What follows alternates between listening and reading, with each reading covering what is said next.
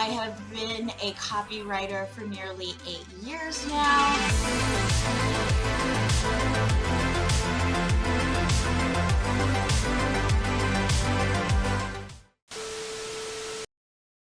I want to start by talking to you guys a little bit about me, my background and my story, and where I'm at in this crazy entrepreneurial journey. I know some of you may know a little bit of my story, some of you may not know any of it, and it's just fun to tell and fun to share with other people and see the things we have in common and stuff like that.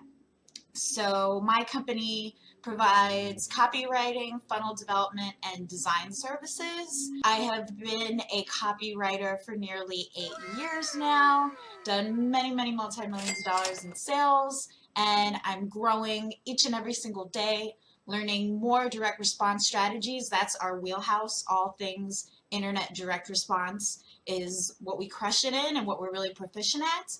And the way I started doing this is pretty crazy. And just to let you know, what I'm going to go on to talk about is how to be able to get a steady stream of clients, how to be able to get clients on demand if you want them, and just kind of ways to make that process more effortless for you so people are always knocking on your door no matter what, and some tips for how to manage all of that stuff. I started doing what I do, starting mainly with just copywriting, about 8 years ago. After I graduated from college, I went to a really good school, and the people who graduate from there are supposed to do amazing things and get these great jobs, normally in investment banking, and they're lawyers and they're doctors and all that stuff.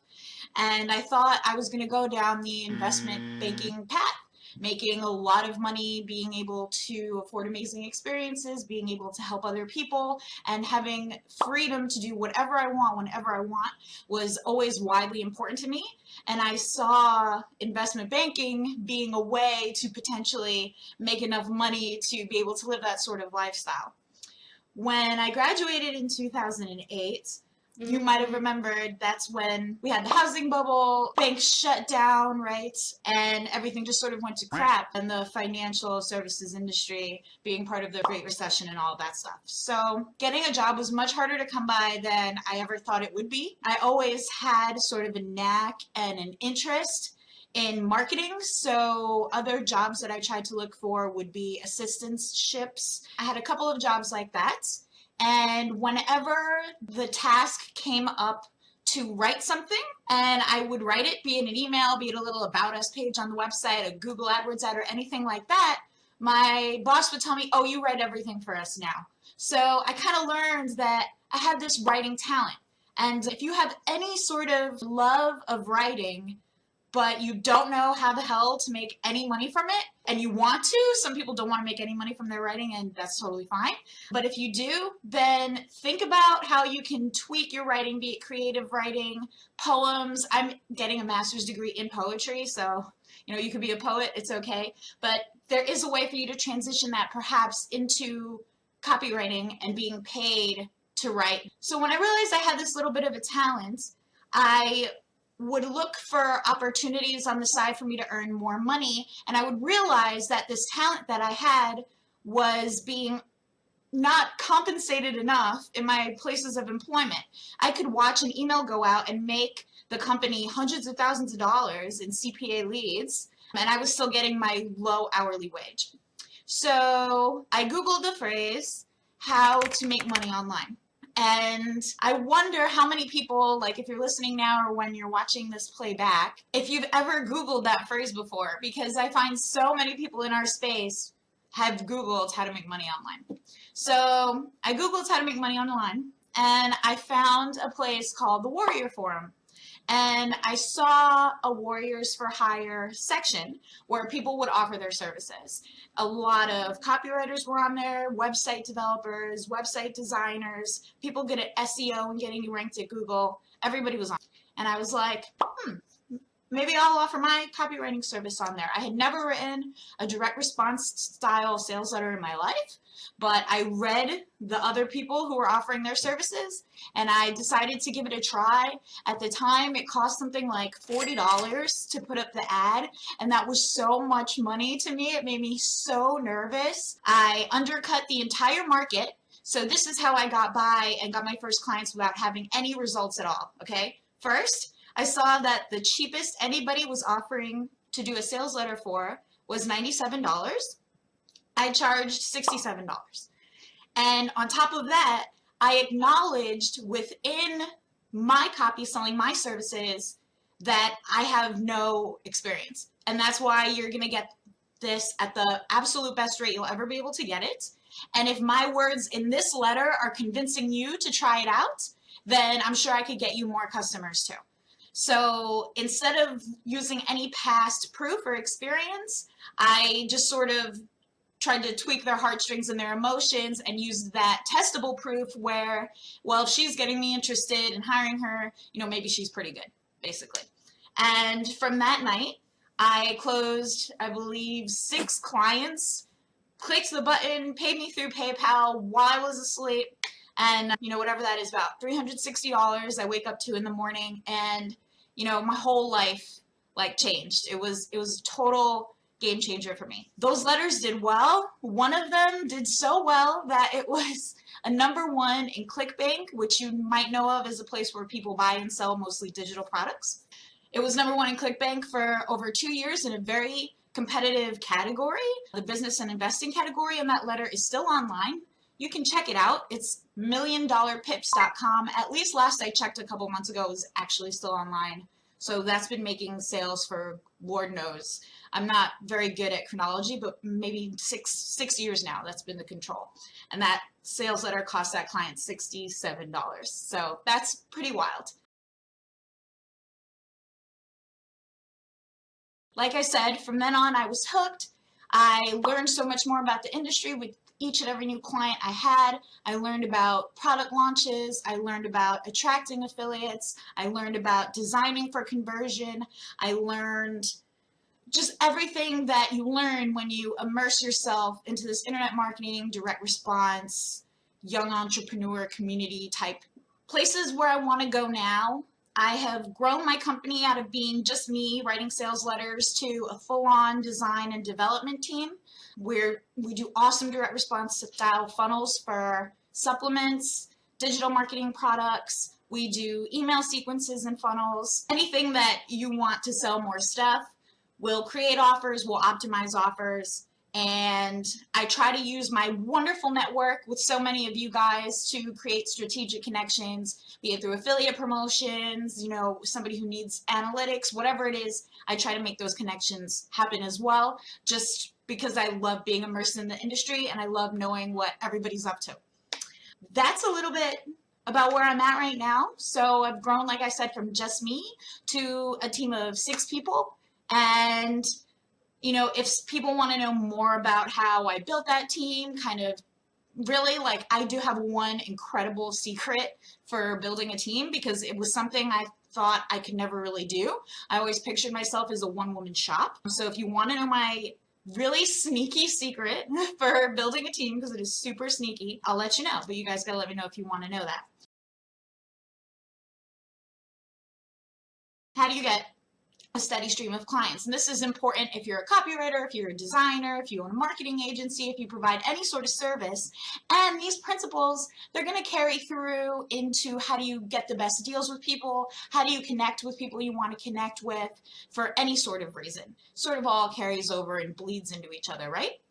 So there are a few things I want to say with regards to getting a consistent stream of clients. First of all, if you're not doing paid advertising and if you're not doing a referral program, and even if you are, it's very likely that clients will actually come more in waves than in a steady stream. you'll notice that in like the end of Q4 and during the middle of the year, there are these spikes where, especially in our industry, if you're doing direct response stuff, people are in more of a rush and they are going to do more to get their stuff online.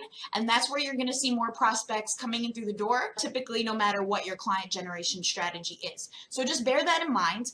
Be aware of when the boom times are going to be. Make sure you're structured and you have everything you need in place and your schedule is in line enough to be able to handle both the big surges in clients and the droughts where there are less clients and you're maybe more in a maintenance phase of doing stuff with your existing clients or doing stuff to grow your own personal brand. So just bear that in mind. The most important thing that I could tell you in being able to have a steady stream of clients is that if you do great work, people will want to refer you. People will talk about you. It makes them seem smart. It makes the person who says, oh yeah, I have this fantastic copywriter. They get to feel like they're delivering value to you and they get to appear smart by referring you. So the better the work you do, the more likely you're going to get those referrals. And referrals have been the key to my business for over 8 years. I very rarely, and now I don't at all, I very rarely solicit new clients. It's just when I have the time and I want to take somebody on, that's the only time pretty much I'll do it. It's been years since I've solicited a new client. It all comes from referrals. Now, when I say great work, here's an amazing thing. It doesn't mean that you have to be this rock star artist and that you have to know so much more than everybody else, so that you have to have this higher level of technical skill. Great work really entails being available, being consistent, and being dependable. One of the reasons my clients always return to work with me again, always refer me, is because they know that if I tell them we're going to have something done on Wednesday, they get it on Wednesday. And in the rare event, look, things always happen, right? And in the rare event that you don't have the deliverable done by Wednesday, I will tell them, okay, this is what happened. You'll have it on Thursday. You'll have it whenever you need it. Clear, frequent communication, and simply doing what you say you're going to do, especially in a world where there are contractors who skip out, disappear, where there are contractors who give up midway, where there are contractors who take double the time. In that sort of world, you just delivering something solid on time with clear communication is going to put you ahead of the crowd. So that's a huge component of what I mean by doing great work.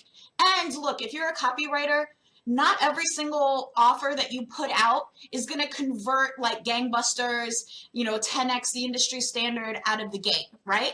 But being there, structuring your deals such that you can continue to work on them and optimize those deals, that's also included in great work, because you're seeing the longer picture and you're doing the extra effort for your client to achieve their goals. And when you're an active player in getting your client to achieve their goals, they're going to refer you.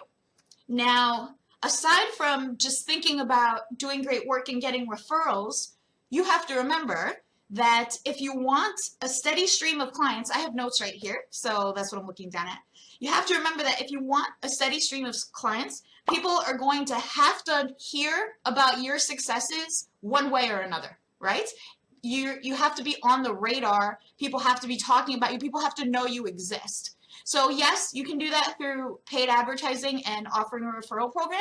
I'm not super well versed in those strategies because I haven't done them, but the end result is always to have people know your name and have people hearing about your successes. So you either do that through the referrals, through your clients who are boasting and talking and who are thrilled to work with you, or you can promote your own successes yourself. And this is something that I've done many, many times over the years without being super braggy or without coming off like, you're hot shit or something.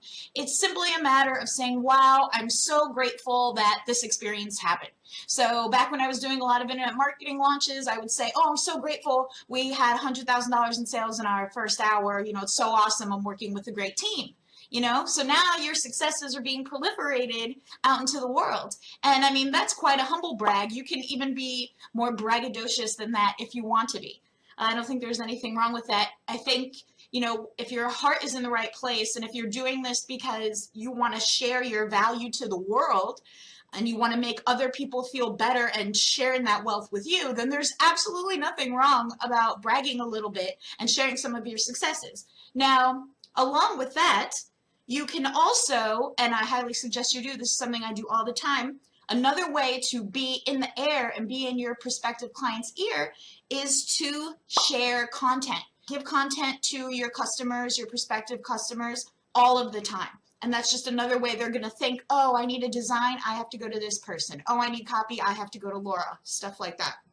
And content does not have to take the form of super long blog posts, super long, hopefully we go all night, Facebook Live video like this, or anything like that. Content can be a quick 2 little sentence, you know, this color converts better if you're a designer. Try out this subject line. Short, digestible things that are just going to keep, it's going to keep your name in people's mind. And if you set up these things so that you're doing them regularly, you're going to have that flow of clients coming in, or prospectives coming in to, you know, inquire about your services all the time. And when it comes to closing those clients, I have a lot of strategies for that as well. The simplest stuff, and there are times where I will slack on this in my own business to my detriment, is getting on the phone. I don't know why. I've talked about this before on Facebook. Like, I just get nervous about getting on the phone, even though, you know, I'm like facing my public speaking like anxiety by talking right here on Facebook Live, you know, and that wasn't like the easiest thing in the world for me to do. But it's the same with getting on the phone. Like, just get on the phone. I mean, think of how much more higher a fee a prospective is going to be willing to pay to you when you have that extra layer of trust after getting on a phone call. Of course, seeing them in person and going to events can do amazing things. I love going to events. Also a great way to find partners, employees, expand your contact network so more people are saying your name. And yeah, that is my spiel. Those are all the notes I had about making sure you have a consistent stream of clients coming in through the door without ever having to pay a referral fee, without ever having to pay for an ad. And if you're struggling to get your very first client, then I would sincerely undercut the market and create some of your own work on spec.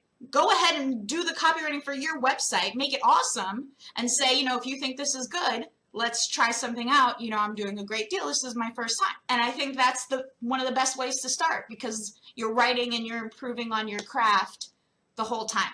Oh, I teased sharing my secret to building a team. I got a little lucky with this, but I think it's also a situation so many of you will be able to find yourselves in.